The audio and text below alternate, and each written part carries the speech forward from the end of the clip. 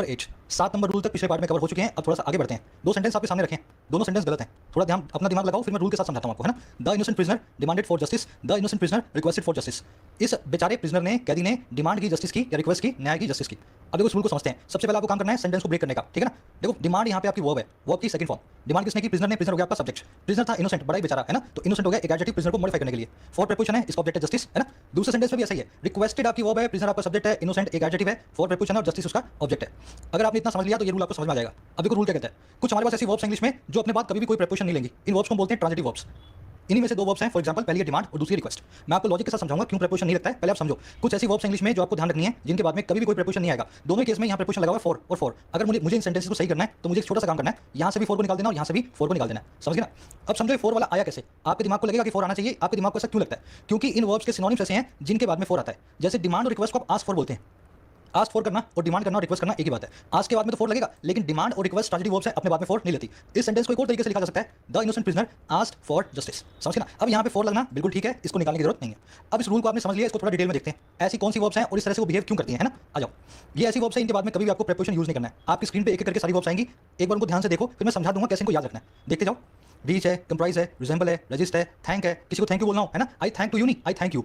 Remind है, Warne है, ask है, टेल है, कॉम्प्रोमाइज है, लाइक है, सीक है, अपोज है, अट्रैक्ट है, ओबे है, डिसओबे है ना, मैच है, एंटर है। ये सभी वर्ब्स अपने बाद में इन जनरल कोई प्रीपोजिशन नहीं लेंगी। जो इनका मीनिंग अगर वही मीनिंग आपको रखना है। अगर फ्रेजल वर्ब बनाओगे तो मीनिंग बदल जाएगा, तब प्रीपोजिशन आ सकती है, वो मैं आगे करवाऊंगा अभी।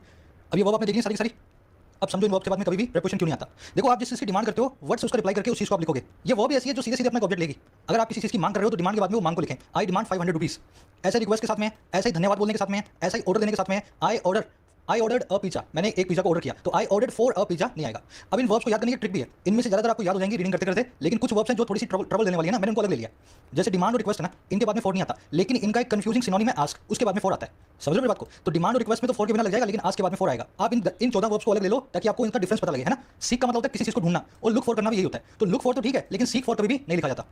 अपोज का मतलब होता है किसी चीज की अपोजिशन करना, वो भी ऑब्जेक्ट टू जैसे होता है, लेकिन अपोज टू कभी ना लिखें, ऑब्जेक्ट टू हमेशा आता है। इक्वल होना मतलब बराबर होना, इक्वेट टू जो है वो ठीक है, लेकिन इक्वल जो है इसके बाद में टू नहीं आता। इनहैबिट करना मतलब कहीं पे रहना, वी इनहैबिट दिस सिटी, हम इस सिटी में रहते हैं, तो इनहैबिट इन दिस सिटी नहीं आएगा, लेकिन we live in this city बिल्कुल ठीक है। लिव इन जो है इनहैबिट का सिनोनिम है। अवेट का मतलब है किसी की वेट करना, तो वेट फॉर तो ठीक है, लेकिन अवेट के बाद में फॉर नहीं आएगा। कंप्राइज का मतलब है मिलकर बना होना, कंसिस्ट ऑफ भी यही होता है, लेकिन यहाँ पे ऑफ लगता है और कंप्राइज के बाद में नहीं लगता।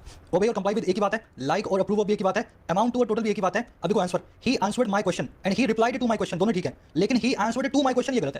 या तो आप ये वाला लगाओ या ये वाला लगाओ, यहाँ पे कोई प्रीपोजिशन नहीं और यहाँ पे फिक्स है प्रीपोजिशन। रिसेंबल का मतलब है दिखाई देना किसी की तरह, वो अपने बाप के जैसा दिखाई देता है। He resembles his father, he is similar to his father भी ठीक है, लेकिन रिसेंबल के बाद में टू नहीं आएगा। रीच के बाद में जहाँ पहुंचे कोई प्रीपोजिशन नहीं लगाओगे, लेकिन अराइव ये भी वही मीनिंग देता है, एट के साथ में आता है। We arrived at Delhi at 9 PM और we reached Delhi at 9 PM। समझ गए ना। तो रीच के बाद में एट नहीं लगाना और अराइव के बाद में लगाना जरूरी है। टेल और से टू का भी एक कनेक्शन है, he told me a lie and he said to me a lie. समझ गए ना। तो टोल्ड टू मी नहीं, सेड टू मी ठीक है, लेकिन टोल्ड के बाद में सीधे मी आ जाएगा बिना टू के। अब थोड़ी सी प्रैक्टिस करेंगे, नोट्स आपको कमेंट सेक्शन में मिल जाएंगे, वीडियो के डिस्क्रिप्शन में मिल जाएंगे, आप वहां से डाउनलोड कर लेना। बार बार आपको इनको देखना है ना, सभी वर्ब्स को थोड़ा प्रैक्टिस करते हैं ताकि आपको पता लगे कैसे क्वेश्चन एग्जाम में बनेंगे। उससे पहले वीडियो को एक लाइक और एक शेयर जरूर से दें। पूरे मन से बनाया हुआ रिसर्च किया हुआ कंटेंट है, और अगर आपने कोई पेड कोचिंग की है तो आपको पता भी होगा इस कंटेंट का क्या लेवल है ना। सिर्फ इसलिए फ्री रखता हूं ताकि सब लोग सीख पाए। आपके लाइक्स और शेयर से मुझे मोटिवेशन मिलता है। देखो ये ऊपर मैंने दोनों चीजें लिख दी हैं, यहाँ पे लिख दी है ये सारी वर्ब्स, और राइट हैंड साइड में लिख दी है इनके कंफ्यूजिंग वाले सिनोनिम्स, है ना। एक एक करके सेंटेंस देखते जाओ मेरे साथ। Interest on our investment equals to ₹1 lakh. हमारी इन्वेस्टमेंट पे जो इंटरेस्ट है, हमारे निवेश पे जो ब्याज है, वो बराबर है 1 लाख रुपए के। समझ गए ना। इंटरेस्ट आपका सब्जेक्ट है, इक्वल आपकी वर्ब है। अगर इक्वल एक ऐसी वर्ब है जिसके बाद में कोई प्रीपोजिशन नहीं आना है, तो यहाँ पे इस टू को आप निकाल दो। अच्छा, इस टू का कारण क्या लगाने का कंफ्यूजन ये है क्योंकि इक्वल और इक्वेट टू एक ही बात होती है, तो या तो इस टू को निकाल दो या फिर इस इक्वल को भी निकाल के लिख दो, equates to. Interest on investment equates to ₹1 lakh भी ठीक है, और अगर इक्वल लिखना है तो टू निकाल करके ₹1 लाख भी ठीक है। वैसे we should thank to God for everything we have. हमें भगवान को शुक्रिया अदा करना चाहिए हर उस चीज के लिए जो हमारे पास है।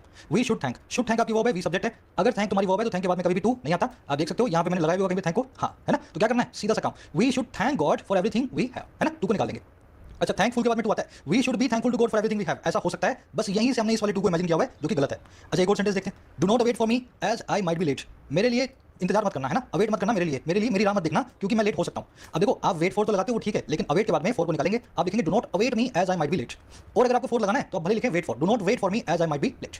उसी तरीके से मैनी एमएसएमईज मतलब छोटे दुकानदार, बहुत जो छोटे मोटे दुकानदार हैं, are seeking for relief from taxes. वो कोशिश कर रहे हैं ढूंढने की थोड़ा सा रिलीफ टैक्स से, सरकार को बोल रहे हैं थोड़ा सा राहत दो हमें टैक्सेस से। सीक का मतलब है तलाशना किसी चीज को, सीक का मतलब होता है लुक फॉर करना, तो ये फॉर जो है ना ये गलत है। अगर फॉर लगाना तो लिखो looking for. Many MSMEs are looking for relief from taxes. Seek लगाया तो फॉर निकल गया, लुक लगाया तो फॉर आ गया। एक और सेंटेंस देखेंगे फिर रूल नंबर अगले की तरफ बढ़ने वाले हैं। The Minister of Agriculture stressed या emphasized on the necessity of farm reforms. या emphasized on the necessity of farm reforms. जो मिनिस्टर ऑफ एग्रीकल्चर था, जो कृषि मंत्री था, उसने स्ट्रेस किया। स्ट्रेस करने का मतलब है जोर देना। उसने जोर दिया या emphasize किया, इन दोनों का मतलब होता है जोर देना। ये दोनों ही ऐसी वर्ब्स हैं जो अपने बाद प्रीपोजिशन नहीं लेंगे। देखो स्ट्रेस और emphasize है ना, तो मिनिस्टर साहब ने जोर दिया उस जरूरत पे जो है फार्म सेक्टर में सुधारों की, कृषि क्षेत्र में रिफॉर्म्स की। दिक्कत क्या है, emphasize और स्ट्रेस के बाद में ऑन नहीं लगाना है, तो मुझे क्या करना चाहिए, अगर ये वर्ब है तो उसके बाद का ऑन निकाल दूंगा और सीधे सीधे बाकी सेंटेंस को लिखाऊंगा। आई थिंक समझ गए होंगे। एक बार आपको कोशिश करनी पड़ेगी, इन सारे वर्ड्स पे एक सेंटेंस बना लो, दो सेंटेंस बना लो, उनको अपनी नोटबुक में नोट कर लो। मैं सारे के सारे नहीं करवा सकता हूं क्योंकि टाइम की लिमिटेशन होती है, लेकिन आपके पास बहुत टाइम है। अगर आपने इनको पकड़ लिया एक बार ना, फिर आपसे जिंदगी में गलती नहीं होगी। दो बार अगर आप सेंटेंस बना लोगे खुद से। बढ़ेंगे अगले रूल की तरफ।